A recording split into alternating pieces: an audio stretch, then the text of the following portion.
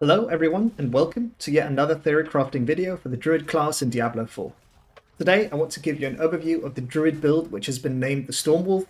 This is an endgame setup which is looking very promising in terms of speed, in terms of damage and in terms of survivability. Now before I get into explaining all the mechanics of the build, I want to come with a quick disclaimer. All the information presented here is based on various betas and data mined information.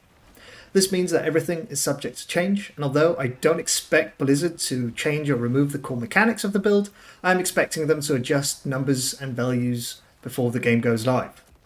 I know a lot of videos out there tell you that, oh, this is the best build, and so on. In truth, we simply don't know yet, since the final iteration of Diablo 4 is yet to be released. Now, in my opinion, this doesn't mean that theory crafting is futile, it just means that certain numbers and mechanics might be changed before the game goes live. As such, you should avoid being baited into believing everything you see, and rather focus on the bigger picture of what is looking strong, and be reasonable with your expectations. I just wanted to make it absolutely clear that this build is based on incomplete information, and that my goal with this video is to keep you informed and inspired, rather than tell you how to play the game. With that little disclaimer out of the way, I hope you enjoy this awesome build and video. Thank you for watching.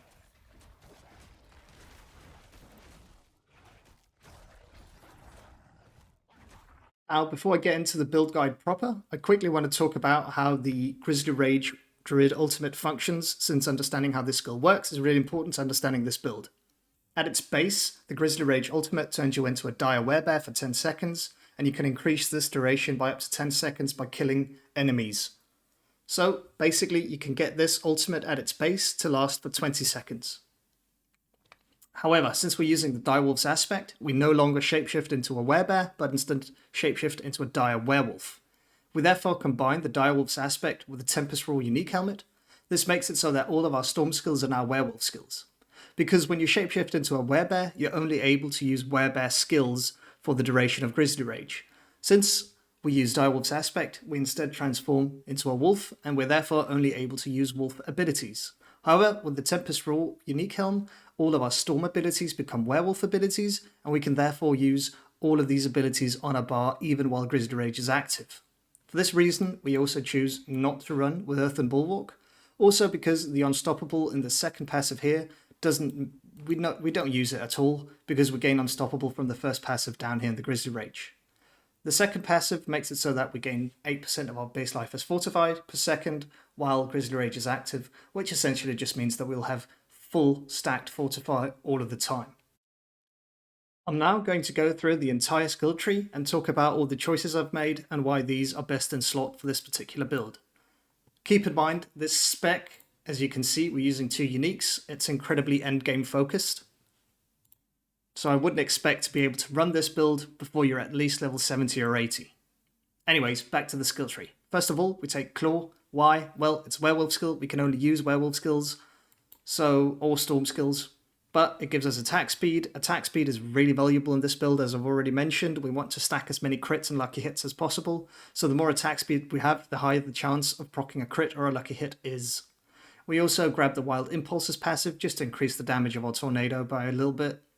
We then fully spec into Tornado, grab the first passive here. This just gives us a 20% chance to spawn an additional Tornado. And then we grab the second passive, which gives our Tornadoes a 10% chance to make enemies vulnerable. We also take Predatory Instincts, again, just to increase our critical strike chance. Keep in mind, whenever we crit, we gain 10 crit damage, so the more often we crit, the more crit damage we gain. For our defensive skills, we have Cyclone Armor. This just makes it so that we gain 10% non-physical damage reduction, and it's around us all of the time. The first passive just knocks back enemies whenever you use the active of the skill and slows them by 70% for 2 seconds. The second passive just makes it so that we gain more damage reduction every 10 seconds. After that, we grab Vigilance. 3 points into Vigilance is incredibly good. It just gives us 15% damage reduction whenever we use a defensive skill. Bloodhowl is our second defensive skill. It just gives us a little heal. It's very, very good. It's basically just a free potion. The first passive resets the cooldown by 1 second whenever we kill a mob. So by being able to reset Bloodhowl really often, we're able to proc Vigilance a lot more. We then grab the Preserving Bloodhowl just for the additional attack speed so that we can get even more crits and even more lucky hits. Down in the companion skills, we don't grab any of the actual skills, we only want the Nature's Reach passive. This passive gives us 9% increased damage to distant enemies, and this is doubled while enemies are slowed, stunned, mobilized, or knocked back. Of course, Cyclone Armor knocks back our enemies, and they will be constantly slowed due to the passive Neurotoxin. Neurotoxin just makes it so that poison enemies are slowed by 8%. We then spec into Toxic Claws. Whenever we crit with a werewolf skill, keep in mind our storm skills are werewolf skills, enemies are poisoned for 23% of their base damage, as poison damage over 4 seconds.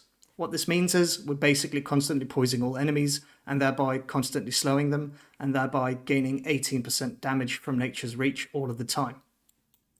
We also put 3 points into Envenom, just for the 30% increased critical strike damage.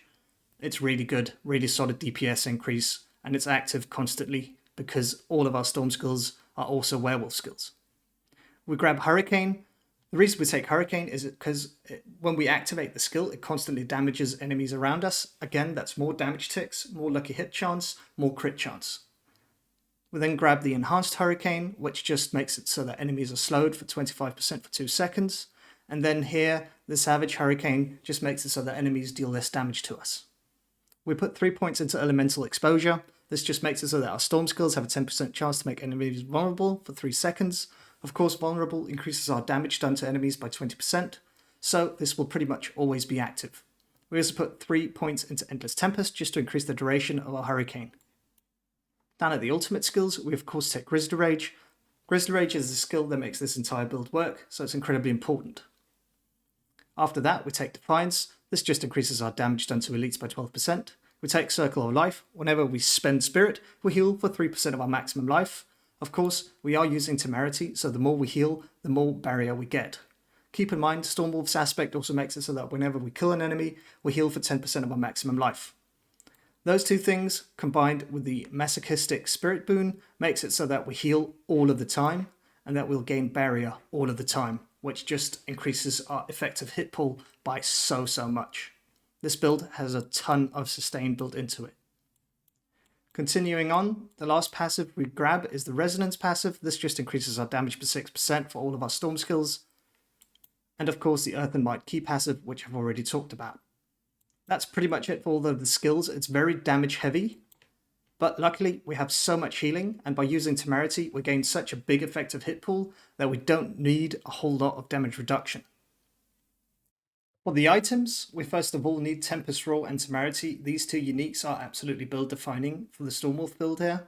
Tempest Roar, I've already talked about what it does. It makes our storm skills into werewolf skills, and Temerity just gives us barrier whenever we heal for more than 100% of our life. We heal constantly, so we always have a barrier active. We then grab Mighty Storm's aspect. Again, this is just so that the Earth and Might key passive applies to our storm skills. And we grab Ghostwalker. Ghostwalker is incredibly good on this build because with Grizzly Rage, which we try to maintain as much as possible, we gain Unstoppable all of the time, so we're constantly getting 25% increased movement speed. Combine that with a Direwolf's aspect, we gain even more movement speed, so we're constantly just zooming around all over the place.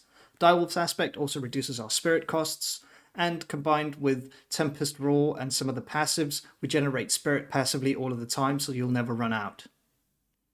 Aspect of the Rampaging Rare Beast, as I talked about in the beginning, this just makes it, it first of all increases the duration of Grizzly Rage, and then allows us to do this crit damage stacking, which is where all of this build's damage comes from.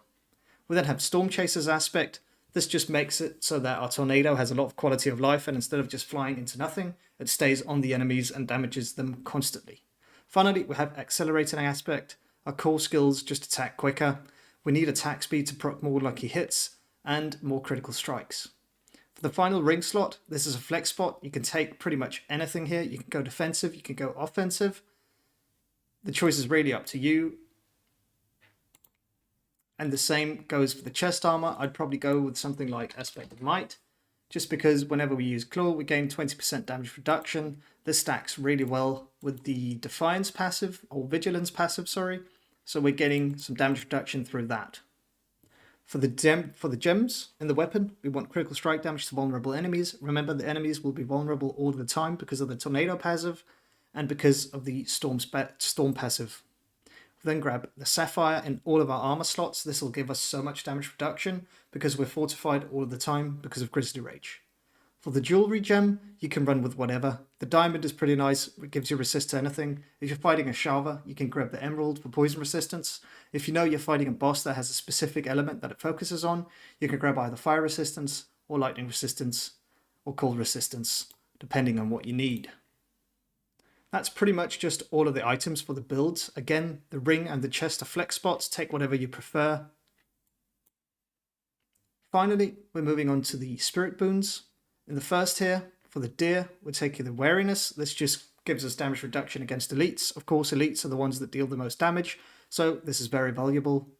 For the eagle, we're gaining the crit chance. The reason we want the crit chance again is of course because we want to stack as much crit damage as possible, which we do by critical strikes. For the wolf, we grab Calamity. This just extends the duration of our Grizzly Rage.